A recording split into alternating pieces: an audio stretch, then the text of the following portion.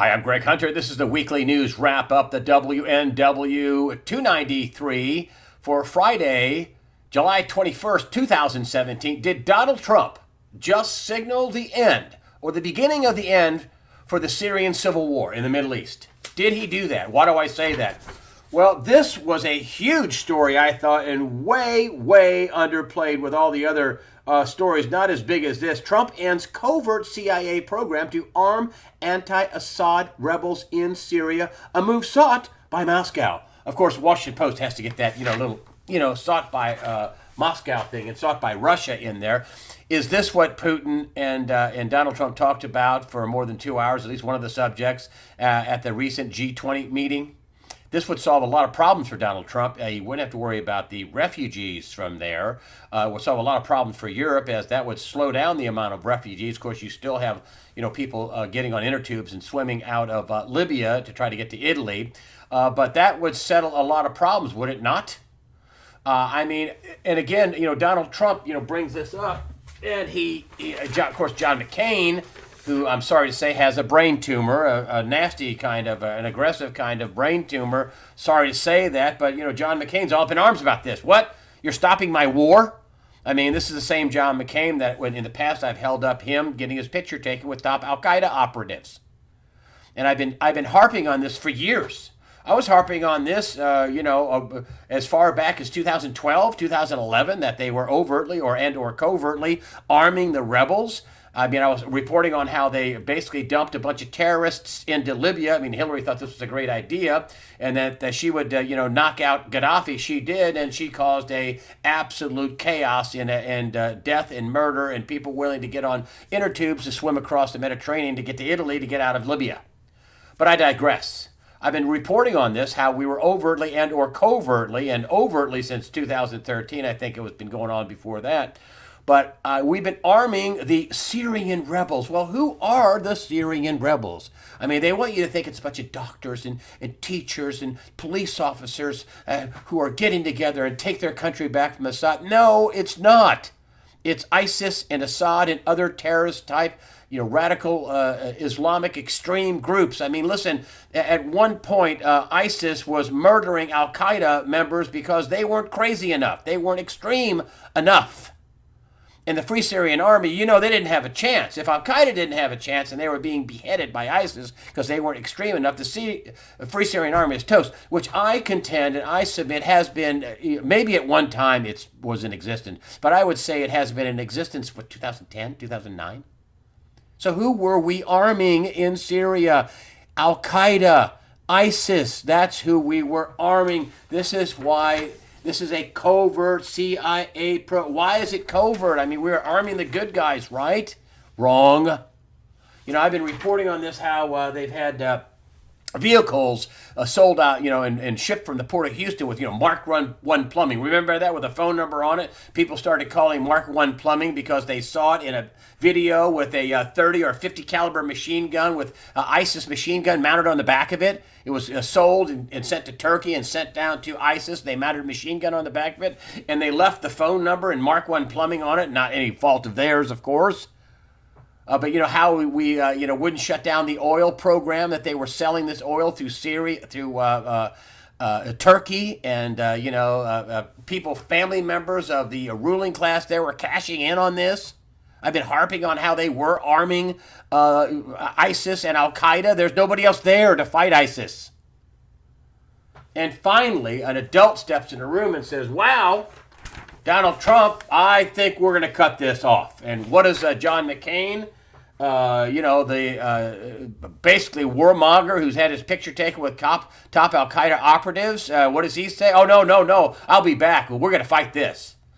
Unbelievable. 500,000 people or more have died reportedly in the Syrian civil war. Millions more displaced.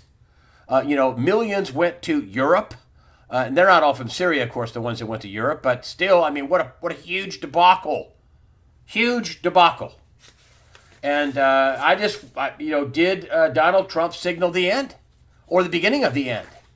That we still have Saudi Arabia arming them and other Arab nations arming ISIS, Al Qaeda, but the U.S. not doing it is a biggie. Then we have to put up with Turkey or contend with Turkey giving away our locations. We're helping the Kurds fight ISIS, which ISIS have taken some big serious blows. But then again, that's just in the Middle East, in Syria, and in Iraq. And they have spread their swill, their agenda all over the globe now. So, but I think that Donald Trump is at least trying to end the Syrian civil war, and that's a big signal that he's cutting off the arming of the rebels, which is ISIS and Al Qaeda.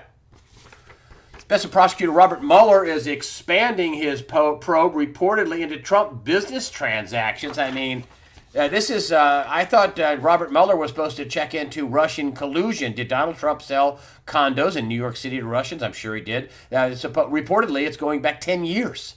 He's going to look at Florida real estate deals that involve Russians. I mean, this is Robert Mueller, special prosecutor, who basically got appointed special prosecutor because his friend, James Comey, leaked a memo to get Robert Mueller in, and also Rob Rosenstein, who is a deputy attorney general, wrote a letter to Donald Trump to basically to say you recommend firing of James Comey. Then he hires Robert Mueller.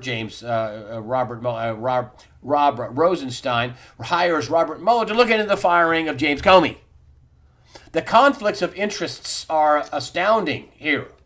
And Robert Mueller is basically, I agree with Trump, he's on a witch hunt. And by statute, Mueller should step down.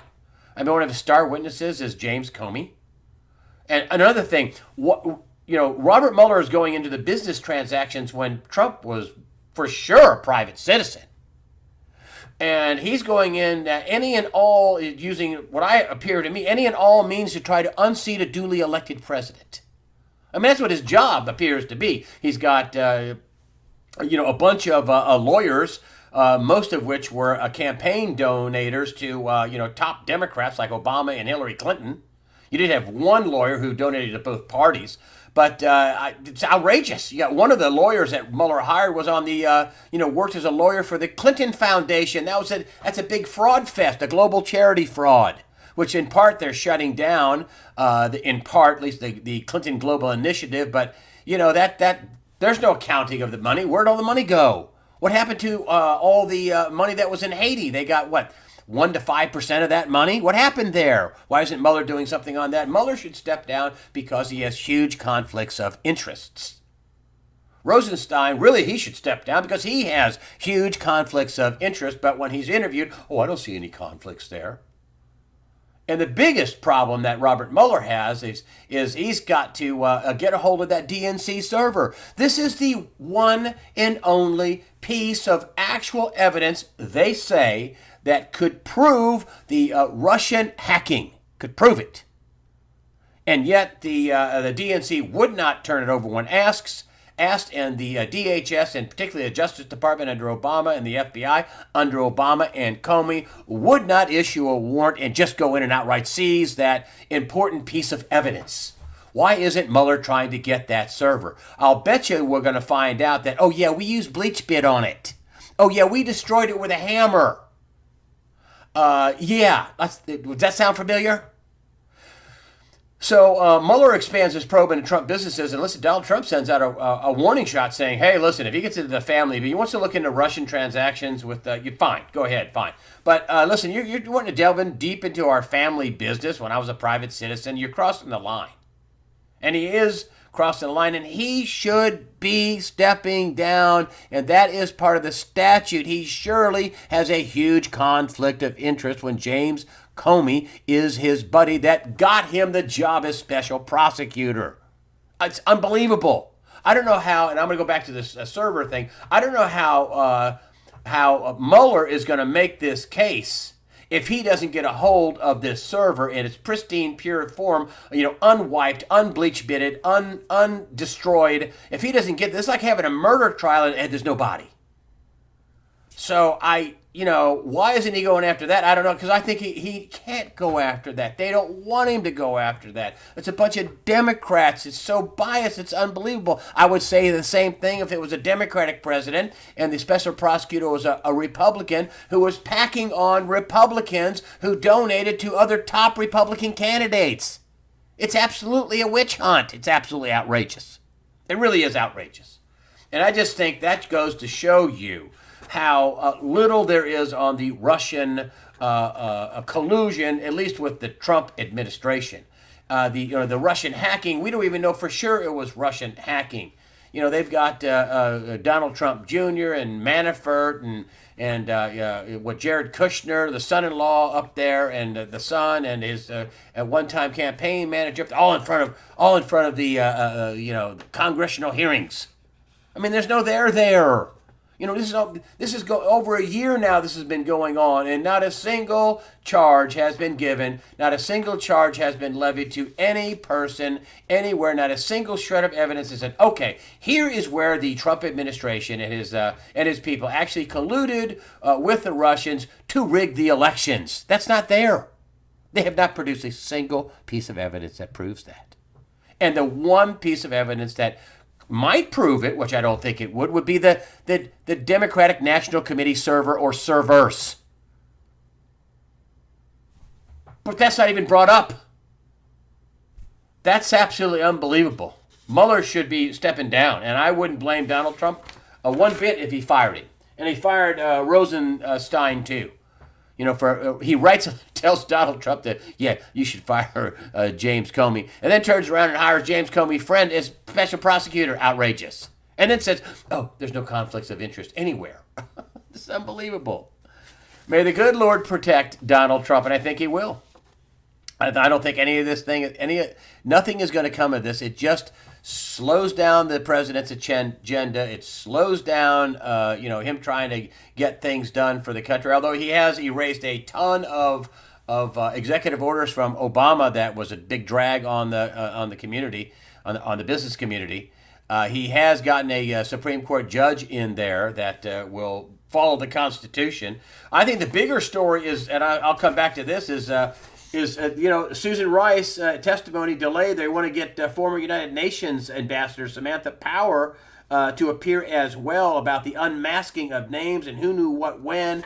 And I think that this whole Russia story, if they don't have we know the Russians were trying to interfere with our elections, therefore we're going to surveil Donald Trump and all of his staff.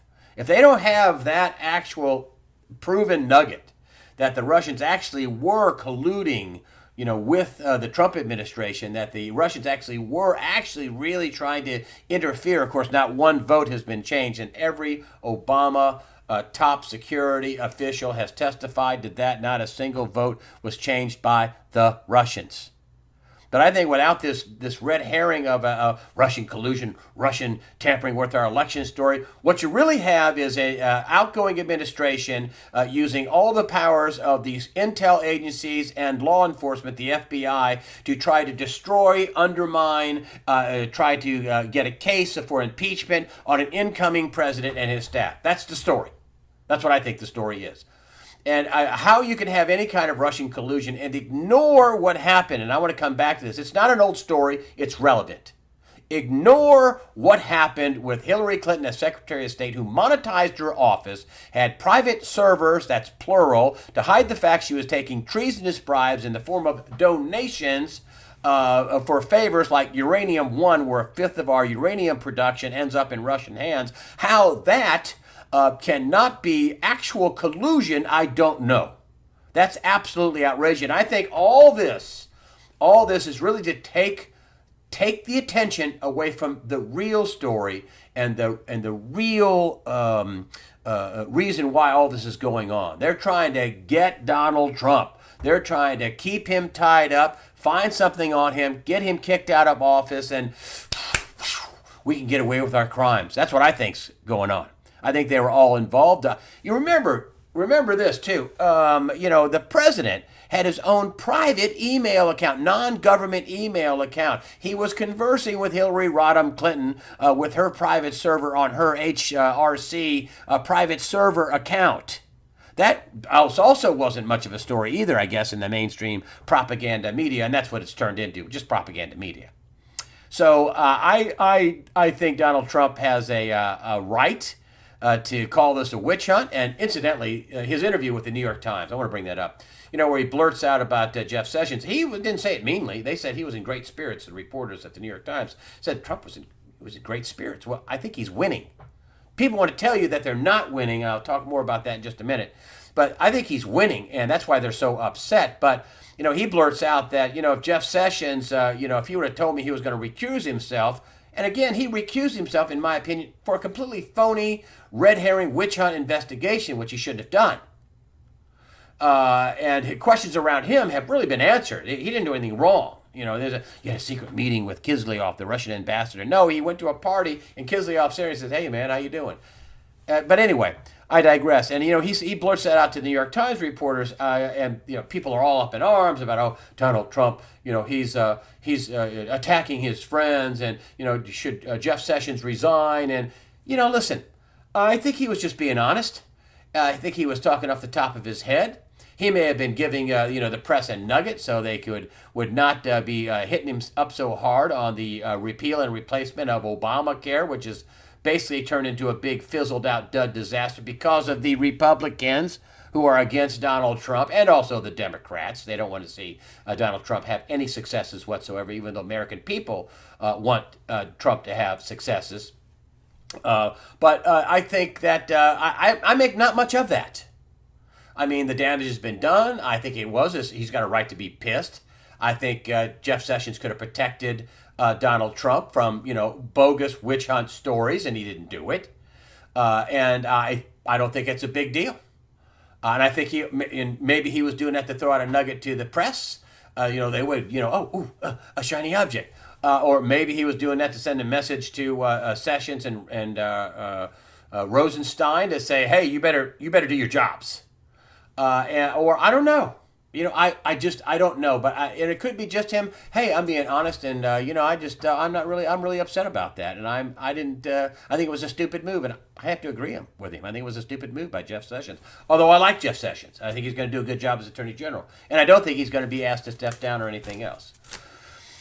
Sometimes the newspapers actually have a real headline on the front page. This is USA Today. This actually is a real story and a real headline.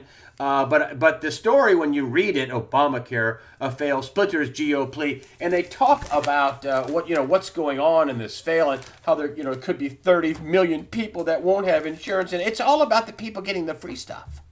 And they're going to take away the subsidies, and they're going to kick all these people off of Medicaid, all the poor, and the people getting the free stuff, they aren't going to get the free stuff. And that's 20 or 30 million people, if you believe that, but it's a CBO number, but I don't know if I believe that. Of course, nobody made a big deal about it. The 30 million people that were kicked out of their insurance plans because of Obamacare back when this thing started, back in the years when it was started in 2010, 11, 12, people lost their insurance and got creamed. For the people in this story and other stories who are paying 125% more, that'd be me, or 200 or 300% more, and it was supposed to be cheaper, and it wasn't, and you couldn't keep your doctors, and you couldn't keep your plan. For the people that have to pay way, way, way more, that's never mentioned in any of these stories. The people that got creamed, that continue to be creamed, I basically could buy a new medium-priced car every 2 years because of my insurance premiums. If I stop paying my insurance premiums, I could buy a new car every 2 years. And at least they should repeal this albatross with all these taxes and all these regulations that have nothing to do with health care. But, the Republicans who have control of the House and the Senate and the White House, the Republicans campaigned on this for, 7 or 8 years, that, we need, just get us in there and we'll repeal that Obamacare. And what do you got now? We can't take away the free stuff from the people. And, of course, what they ought to add is, and we need to keep making the people who are paying 200-300% more, they should keep paying that, because we have to continue to give away the free stuff to the people who get it. Nothing too good for the people that get it for free. Of course, they want to have stupid things in the health care bill, like you shouldn't charge anybody extra if they have a pre-existing condition. Really? Hey, my house burned down. I'd like to have insurance and rebuild my house. Will you charge me the same thing he has with a perfectly good house? I mean, they also don't want to do anything with pre-existing conditions. That they shouldn't have to pay. That they don't want anybody to pay anymore or be denied. Okay, well then there should be a separate pool for that, but they should pay more. People with pre-existing conditions should pay more. Why is that my problem?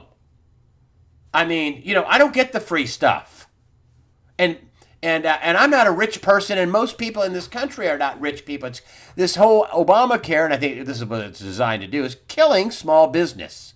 Killing it. At the very least, repeal the whole thing. I don't think we're going to get that either. And then you have, like Rob Portman, Ohio. Well, I'm not going to hurt anybody. Wait, you told everybody you were going to repeal this. Oh, yeah. And all this is really about, whether it's, the Rhino Republicans or the Democrats or the Speaker of the House, Paul Ryan, they're looking after the health insurance companies. They're not looking after we, the people. That's the problem here. So I don't have much faith they're even going to just do a clean repeal of Obamacare, because they have to keep giving away the free stuff. Rush Limbaugh says, well, the reason why this is happening is they just don't want Trump to have any successes whatsoever. They're just not going to do it. Just not going to have any successes whatsoever. What's Trump doing? Demanding that they do something. He may be on the stump for people in primaries, Donald Trump. Oh, woe be those senators that he's on the stump in those primaries running against them. I mean, up for re-election the next round in 2018, mostly Democrats. There are some Republicans. The best shot the Democrats had to take over the Senate was the last election cycle, 2016. Mostly Republicans up for re-election, and now mostly Democrats in 2018 up for re-election. So, I don't know. I don't know. I mean, you got so many basically bought and paid for Democrats and Republicans on both sides of the aisle who have been bought and paid for by the medical and insurance industry. I mean, heaven forbid you can't have a cheap, bare bones insurance policy where, if I get cancer, I get in a car wreck, yeah, I'll buy something like that. Oh, no, you can't have that. No, that's too cheap. Insurance companies don't make enough money. We have to have everybody insured, and everybody has to pay for it and suck the life out of America. Yes. Yeah, everybody in it for themselves and not in it for we, the people. I know I went on too long. Another, basically, a problem I see in the economy, and I've said this before, I want to say it again. I haven't said it in a long time. Listen, I don't think the economy is ever going to get better. I mean, markedly better with the underlying fraud that's in the economy. I mean, you have the fraud of the Federal Reserve, basically cutting rates to zero and basically screwing savers. You have the fraud of the Federal Reserve with a trading desk manipulating prices. You have the fraud of the Exchange Stabilization Fund. You have the fraud of all these price fixings, all this LIBOR interest rate rigging, market rigging, gold and silver rigging. I mean, these people now are just like, ding, pay the fine in the New Jersey Turnpike, like a toll, and move on and keep on committing fraud. Here we have PNB Paribas fined $246 million after its traders were found to still use chat rooms to rig FX. That's the currency markets, FX trading. This is zero hedge. $246 million. Nobody reports on it. They were rigging the currency markets, which means they're rigging the gold and silver markets, which, means they're rigging it for their own profit. And when bankers profit, we, the people, lose. Mark that down. When bankers are rigging markets, the people lose. This is for the bankers, by the bankers, and this is just, this fine that the PNB Paribas, which is also a primary dealer of treasuries. It's one of the big banks. It's in the kind of the Fed system.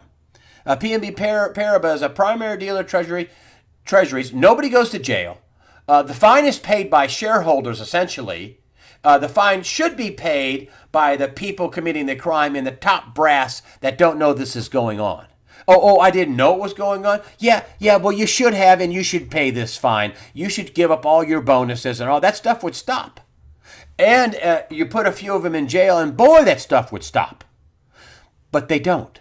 Shareholders pay the fines.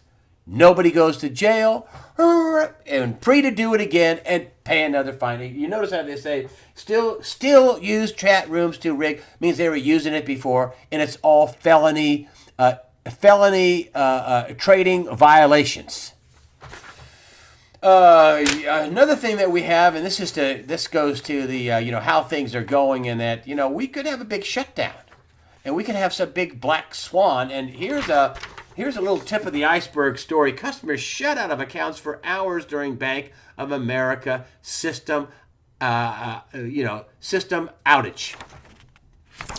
You couldn't get to your money. This is just the second or third biggest bank, Bank of America in America.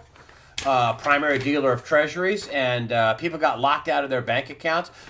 Might that be the way they have a banking holiday, where they say, "Oh, sorry, you can't get your money. We've had a massive outage. We've had a massive hacking, and nobody can get their money. We have a bank holiday all week long." And then when it opens up, hey, you have a lot less money, or they've had a bank bail-in or whatever. Folks, you should keep some money out of the markets. You should be working to get yourself out of debt if you can. You should have some money stashed at home just in case. You should have, 2 or 3 weeks of food. Pretend you live in Florida. When I lived in Florida, I had a couple of weeks, 2-3 weeks of food and water always, especially during hurricane season. That was June through October, November. Always had that stuff. So really, I just kind of kept it and rotated it out year round. So just always had it in case something happened. And people should have that. 2-3 weeks, 4 weeks of food and water, and it can buy you a lot of time. It can buy you a lot of peace of mind, keep you out of the street. But that kind of stuff worries me. Wells Fargo, remember they were basically creating phony accounts and basically ripping off their customers, and got caught red-handed. And of course, they clawed back some of the $1 million some of the top people made before they retired. But here we have Wells Fargo to shut down 450 branches by 2019. I think it's a couple of hundred this year and 250 or so next year. And there you go. Not the sign of growth if you're shutting down branches. I know more people are working and banking online. I would never do that. But, Wells Fargo, when you're capital impaired, what do? You cut employees, and you cut locations, and you cut costs. Of course, Wells Fargo, when they were capital impaired, what they did was, rip off their customers. And then said, we're really sorry. Finally, I just wanted to talk a little bit about, listen, the big picture about Donald Trump. He's not a traitor. He didn't collude with the Russians. His family aren't a bunch of traitors that got in there because they want to collude with Russia and sell out America. I believe Hillary Clinton did a great job of that. And, of course, not a story. But, listen, the problem with Donald Trump, I brought up some of the building a wall, stopping the illegal immigration. Now, basically throwing a big cold bucket of water on the Syrian civil war by not arming the terrorists. The Free Syrian Army, the rebels. That's the kind of thing the deep state and the dark powers, they don't want. So this is a fight of fights, and the mainstream media is destroyed its reputation. Look what's happened to CNN. When I was at CNN, they had James Earl Jones do these commercials. The most trusted name in news. Remember that? The CNN, the most trusted name in news. Remember that? They actually were the most trusted name in news. I did stories that were fantastic. Investigations in depleted uranium and giving cancer to our soldiers on the battlefield in the Middle East and fraud. And I was able to go on the air and say the whole economy was going to melt down. That was before they gave me my pink slip. And, my contract wasn't going to be renewed because they were going to go in a different direction. But I actually worked at CNN when we did real stories, and I had a real body of work, and other people did too. And they really were the most trusted name in news. Now, not now. They're the laughingstock of news. With all the memes and all the video with Trump beating up, someone with the Cube CNN head and all this other. Mark Dice is on with some new video. And basically, he just puts up just one silly, ridiculous, stupid thing after another said by CNN anchors on the air. It's absolutely unbelievable. And, here we have USA Today, my favorite, I should say, unfavorite newspaper. I used to work for Gannett, too. They were a great company at one time, a real news organization. Sad to say they're not. They're a propaganda organization. But I just want to get this in here. Here is, let me get this here so we can get a little bit of light on it here. This is USA Today 7/17/17. This is under the auspices of news analysis. What a bogus deal. News analysis. That's like saying person of interest. What's a person of interest? Is it a suspect? Is it somebody who's guilty, that you think is guilty of a crime? No, it's just a person of interest. News analysis. It's just another way for this little weasel here, Susan Page. You should be, wait, hold on, let me get it here. Focus here. There you go. Susan Page. There you go. You should be ashamed of yourself. You're not a reporter.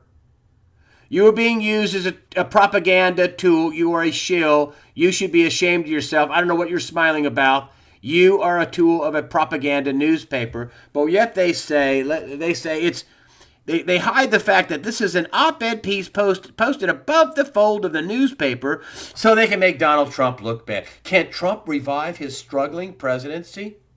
Basically an op-ed piece disguised as some sort of news analysis. Can Donald Trump revive his struggling? I think he's doing pretty good, considering ABC, NBC, the New York Times, Washington Post, LA Times, CNN, MSNBC, everybody, every mainstream legacy media operation is going after Donald Trump. He's doing pretty well. And some of these people are being destroyed. You heard about all the layoffs. I predicted this. The layoffs would be stunning in 2017. Well, what's going on at the New York Times? Layoffs. And so with USA Today, this is 7/17. I mean, they don't care. They are destroying their reputations. They are destroying their business model.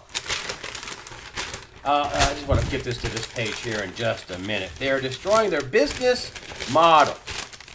Now, here are two of the people that run this newspaper. Let's get in here. Here is Joanne Lippman. She's on the Council on Foreign Relations.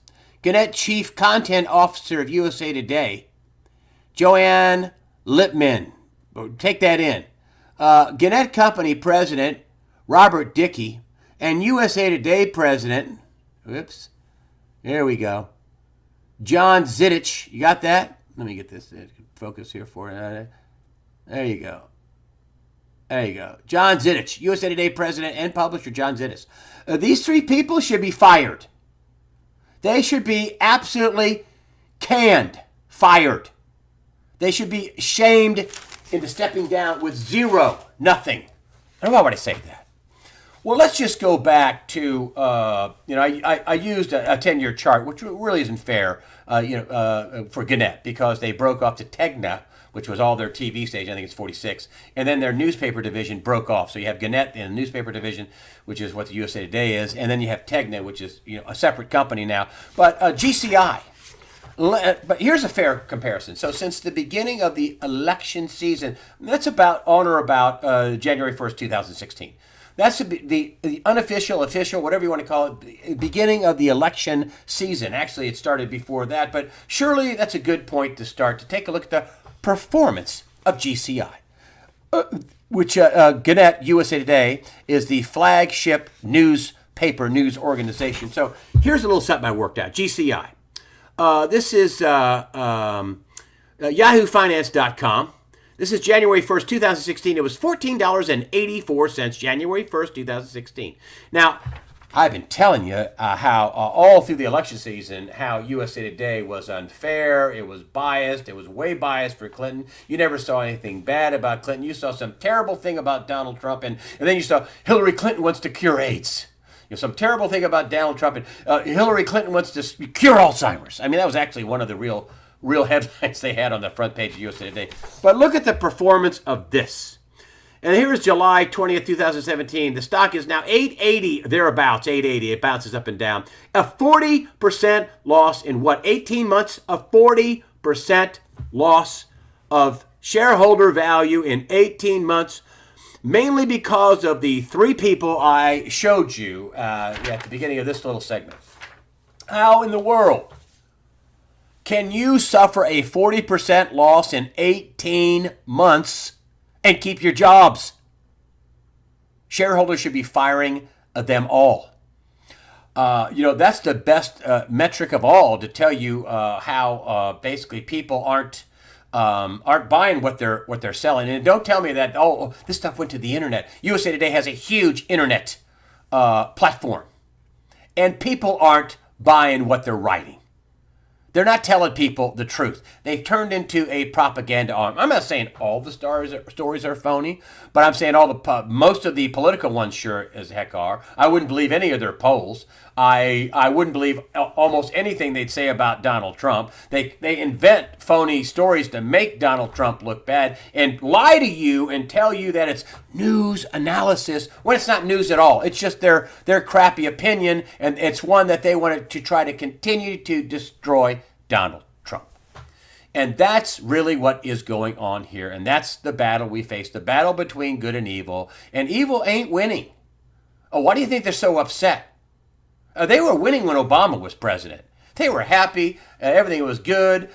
Things were good. No problems. They weren't as rabid as they are. They're rabid. Why are they rabid? They're losing. And another thing, this is according to InfoWars, one of the polls they brought up was that, they want you to think that most Americans don't really like Donald Trump. Their polling says, a poll they brought up, InfoWars recently, that 65% of Americans agree with what Donald Trump is doing. I mean, think about this. Donald Trump has a massive fall in illegal immigration at the border. Massive. Somebody pays for those people to come over here and say, I need food, I need housing, I need health care, I need schooling. And it's not them. It's not the illegal aliens. They're the ones not paying.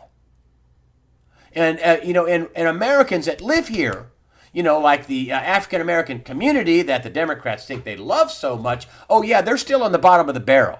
There's the refugees, there's the illegal aliens, and hey, African-Americans, you're on the bottom. That's outrageous. You see what, the King family is saying about Donald Trump. They're liking Donald Trump. I mean, think about this. The best social program you can give somebody, anybody, black, white, Asian, young, old, male, female, a job, a good one. With that, I'll say that, don't fall for the hype. I was telling a friend of mine this in New York City. Now, listen, a lot of people in New York, are totally biased. And of course, if you speak up and speak your mind, their idea, the fascist idea, the intolerance of tolerance. They only tolerate their own opinions. They shout you down. A lot more people are behind Donald Trump than anybody would imagine. And the mainstream media, whether it's their pollings or their phony stories or their thought shaping or their biased reporting, their propaganda, all that stuff, all that is to try to destroy Donald Trump's image because they're losing. Donald Trump is for America. Is he perfect? No. Does he do stuff that I wish he wouldn't do? Yeah. Heck of a lot better than Hillary Clinton ever would have been imagined to be. I mean, she wanted to clamp down on the Second Amendment, and according to her, there were limits, her words, to the First Amendment as well. Thank you for supporting USAWatchdog.com with your comments and your donations. That helps us out. And remember, fear not. Prepare yourself mentally, physically, above all, spiritually. Fear not. God the Father and His Son, Jesus Christ, are in charge, and they are winning, and they will win. Mark my words. Don't believe the mainstream media, the dying propaganda mainstream media hype.